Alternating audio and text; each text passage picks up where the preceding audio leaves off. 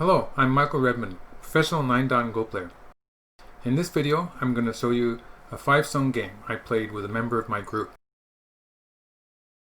This extension is a slight overextension. It's a kind of an experiment I play every time to see if black is going to invade. A good invading point for black would be to play here, and this would lead to a fight, which is probably okay for white in a handicap game. So I sort of play it as a bit of a test to see if my opponent wants to play that game. In the game, my opponent played the big point here. That's okay. Basically, in a 4 or 5 stone game, provided black doesn't make any big mistakes, black should be okay. But in this video, I'm going to show you a more active approach for black, because at this point, black played a very strong, active move, which worked really well. So I'm going to show you this as an example of how black can play actively when the power of the handicap stones is still strong. You have to make note of the fact that when the game starts and white plays his first move, it's 5 black stones and just 1 white stone. So black has a decisive advantage. When you've played 100 moves each, it's 105 to 100, and the advantage might not be so clear. So it is an idea for black to start a fight early when black's advantage is distinct. So at this point, black has various moves to choose from. For instance, black could play the invasion here would be a good move. Or if black wants to play a more calm game, playing here in this building on the lower side would be okay also. In the game, however, black played here. And this is a move I would like to suggest is good. It's played in even games. It's an effective move in even games also. And provided you remember 1 or 2 variations, then you should be okay. The most important thing to remember is that this stone that black has on the 4th line is usually not sacrificed. Whereas when you play the double hane here, which is a necessary shape, when you play this move, the stone on the 3rd line, this stone is a stone that can sometimes be sacrificed. Whereas black will almost always not sacrifice the stone on the 4th line. So what I'm talking about here is when white cuts here, sometimes you see people allow white to capture that stone on the 4th line. That's not good. So it's important that black should extend. This is the important stone. The stone here is the important stone that black wants to save. And there will be one exception to that rule. And I'll show you that later. So for the time being, I'm going to say that one stone is important. In this case, there are 2 ladders that black has to remember. So there's one pointing to the right, the upper right area, and one pointing to the lower left. So one of the ladders would be when white plays here, and black can capture a ladder here. So this ladder has to favor black. In an even game, it's maybe more complicated, but in a handicap game, quite often you just look in that direction. And for instance, if you look in this direction, you see nothing but black stones. And if you look in this direction, you see nothing but black stones. It's probably pretty obvious that the ladder is going to be good for black. So the other ladder I'm talking about here, let's just go back 2 moves. The other ladder is if white takes on this side, black can cut here. If white connects, black takes on the ladder. So this is the other ladder I'm talking about. This one is going off in this direction. Pretty obvious that the ladder is not going to hit any white stones. In fact, it's going to hit a black stone. That doesn't really make any difference. It's good for black anyway. White might actually capture the 1 stone. This is slightly better. But then black can play here. If white connects, black takes on the ladder after all. This could continue. This is just very thick for black, very strong for black in the center of the board. It's a good position. So to get back to the game, I might show you one more variation. Here, there's the other option for white would be to push somewhere. Again, in this variation, black's idea mostly is just to build a strong shape on the outside. So black can cut once here, but black does want to just continue in the center of the board. So playing here, threatening to capture those 2 white stones, threatening to capture these two white stones in a ladder. White will probably answer this way, and black can just connect. So this is perfectly good for black, and black can continue, can leave it now, or can play the attachment. Attachment is just a way for black to play some more forcing moves from outside, and something like this. So black does not have to save these stones. Were played as forcing moves, so they're not that important to save. Black can just leave them behind.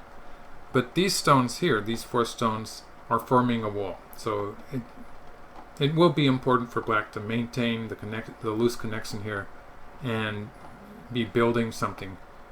Well, in this case, it's the whole lower side, so I could say that black is building in this general area. So making a big area which you control is also a good strategy for 4 or 5 stone handicap game. So going back to the original move there, where black plays this attachment. From white's point of view, when your opponent plays an attachment like this, white has 4 choices. Usually it's a bad idea just to play away. So white's going to play a hane, so that's a diagonal move on top or underneath the black stone. And I was showing you white playing a hane underneath. Or white can play an extension, so that's either down, which is usually called a sagari, or an extension up towards the center of the board. So let's take a look at each of these. We did take a look at white playing a hane. Black plays the double hane here, and we'll usually get a ladder in one of the 2 directions. So it's going to be a ladder in this way or a ladder in that way. So that's one of the variations I showed you. In the game, white played a hane on top. So this is the game move. I'll get back to that later. If white plays here, white's stones are low, and so black can allow white to connect underneath and just continue with something like this. And in this case, all of black's stones are on top. Black was probably going to give that left side to white anyway. It's a good idea just to give that side to white. And so black's control of this general area is what was important. Black has already accomplished that without losing a tempo. Black has sente, so got to play 6. And after that, for instance, if white takes here, all those black stones, naturally black could connect or something to save them. It's not really that important, so black can just play away. Already white has played 4 stones, a majority of 4 stones on the left side of the board, because if we count these, it's the original 3 stones here that were on the left side, and then if you look at the remaining moves, it's just the 3 black stones here. Okay, let's get rid of these marks. Just these 3 black stones and the 4 numbered 1 to 7, 4 numbered white moves. So white has an extra move there also. A total of 4 stones on the left side is a lot of stones to invest in one area, especially in a handicap game when black will be getting a lot of tempo on the outside. So this is just good for black.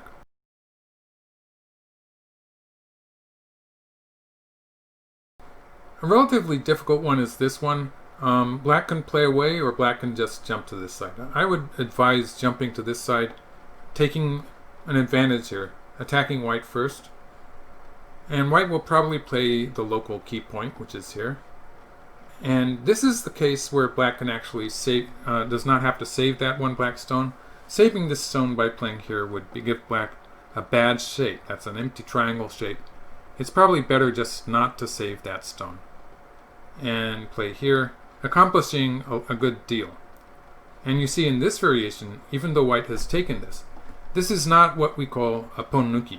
The capture is capturing with just these 4 stones would be very efficient for white, but that extra stone there, now let's mark the extra stone. The extra stone here is wasted, and so that's a kind of a dumpling shape. It's not as efficient as what we call a ponnuki. So this is not the ponnuki that we call worth 30 points as a kind of a rule of thumb. And it turns out that black's corner is much better. So this is the exception to the rule that black is going to save that stone on the 4th line. When white has wasted a stone here, it's okay to throw that stone away. I might point out that actually in the other variation I also threw it away later. That's another example. When white had played here, that was another example of how all of those extra white stones are making the value of this stone small. This is actually another example where white has that extra stone at 1, which is wasting the value, wasted stone wasting the value of that pon no ki shape. So actually it was 2 exceptions. Back to the game. In the game, I played a hane on top, and my opponent pulled back. And this is actually, although black does have the shape of playing a hane here, this would be extremely complicated. So I advise black to play this shape. And white goes straight down and attaching here. This is very simple, very effective. And basically black can cover here to take the whole corner in a very good shape, or black can cut here. So black has one of these 2 choices. There's no way for white to stop both of those moves. In the game, I extended and I jumped into the 3-3 point. And here again, black made the right choice. If black had played here, this would have not been so efficient because black will need 1 more stone at this point to capture those 2 stones on the left. And this area on the lower side, this was an area that black had played a stone there in the middle of the side, the Sannensei, to make a potential territory. And the fact that if white plays at this point later, that territory will disappear. It makes that black play on the lower side relatively ineffective, not quite as efficient as it was before. And the fact that black needs 1 more move to realize any profit on the left side means that black is taking too many moves to gain anything here. So it's not worth it to cut white off there. The game move is better. So black played perfectly up to this point, and even followed up with this move. So at this point, I was thinking black should be able to win this game. We'll go through the rest of the opening here. When I played the approach move in the lower right, this was a point where black could have played locally. Playing like this would have been perfectly okay. In this case, black does have to be aware of the fact that there's a white stone here, blocking black's extension in that direction. And so if black happens to get surrounded, then the 3-3 point, attacking black's eye shape, will become an issue. So as the fight develops, black has to be very careful not to lose, to stay outside, basically. So like if something like this happens, it's important for black to continue moving out into the center of the board, and eventually, for instance, if white does something like this, eventually black will be threatening both the right side and the white group there. In the meantime, black will be surrounding territory in the center of the board. So those are the objectives that black has. In the game, black simply answered here. That was okay, although he could have kicked. Also, another good point would be to extend here. Extending here is always a good point. I left that behind on purpose, basically, because I wanted to see if black would play that. But extending there does increase the potential in the center of the board. In the game, black played very solidly, but the next move here was a bit slow.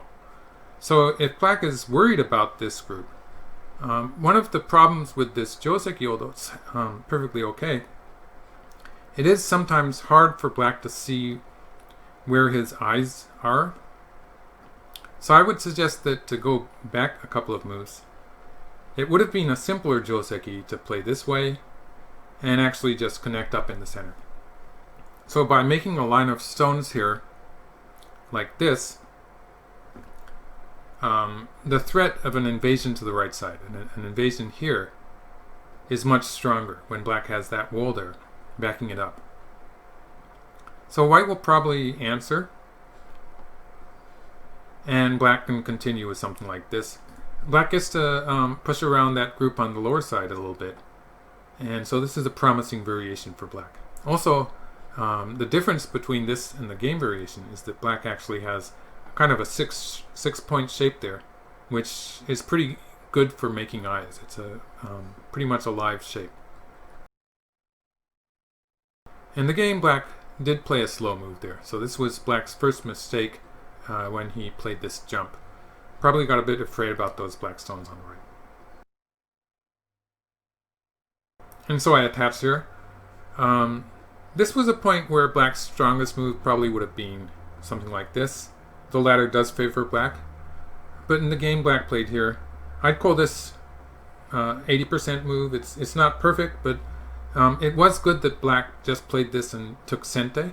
So taking a tempo to play elsewhere in itself was a good idea. So I wouldn't really say that, although it was a bit weaker than playing this strong variation that I showed here, this would lead to relatively to complications. So it's okay, I think, for black in a handicap game to be playing this way. And black played here. Locally, this is probably the best move. Obviously, if we look at the overall position, it's a board position where black should be jumping in on the right side. And this invasion would be very strong when black has fairly good thickness in the whole general area. So it would be a big attack that black got on the right side. The fact that black has this opportunity is just mostly because black had such a successful opening with this original attachment here, which is a move that I do recommend to 5-stone players. It's a move that a 5-stone player, just researching those variations I showed you, should help you play this move. We'll go through the moves a little bit more. Locally, this was a very nice way for black to play. And I jump into the 3-3 point. This does reduce the value of an invasion here, but does not completely get rid of it. Like in an even game, instead of this move, white would probably have to play something like this to properly defend the right side. So I'm trying to be a bit more efficient here. I did leave the invasion there, but of course, when the corner is alive, it's going to be relatively easy for me to deal with an invasion because my only weak stone will be this one. So I'm figuring that at least it's a more active move. So I was just trying to get some extra there, and I moved out. This will probably be the final point where I go into any detail in this commentary.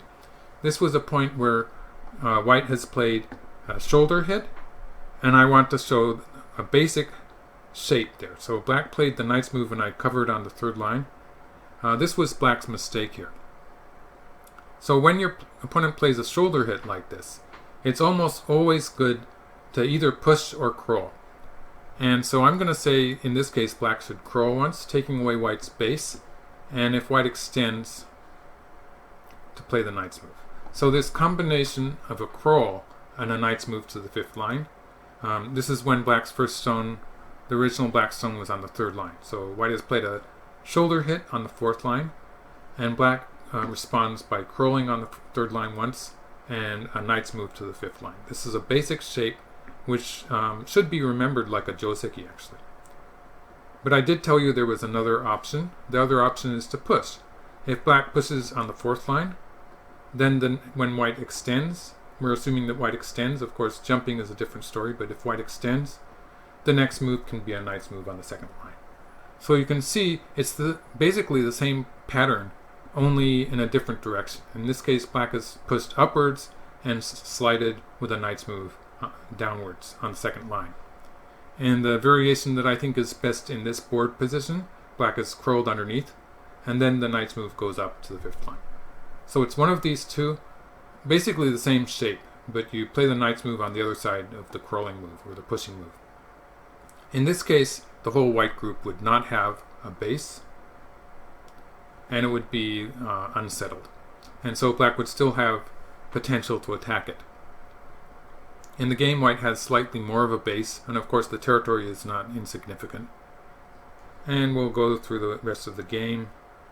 This was, black finally lost most of the potential to invade on the right side, and allowed white to live on the upper side. And so black did lose some opportunities to attack here, but at the point black surrounds the center here, black still has a decisive lead.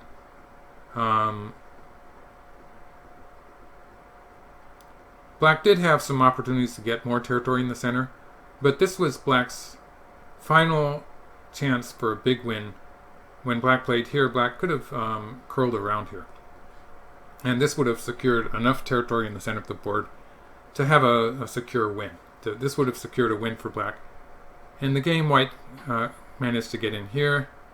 At this point, the game is already very, very close. And so you could say sort of white almost has control at this point.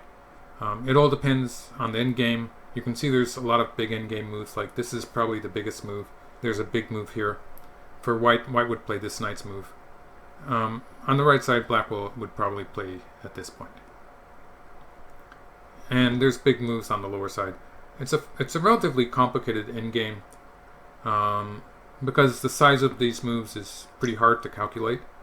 That will make it difficult for black to finish the game perfectly, especially when white has gotten into the center here. It would have been a lot simpler, and it would have been more than 10 points difference if black had simply just go back to that variation. If black had taken that center territory, it would have been an easy win for black.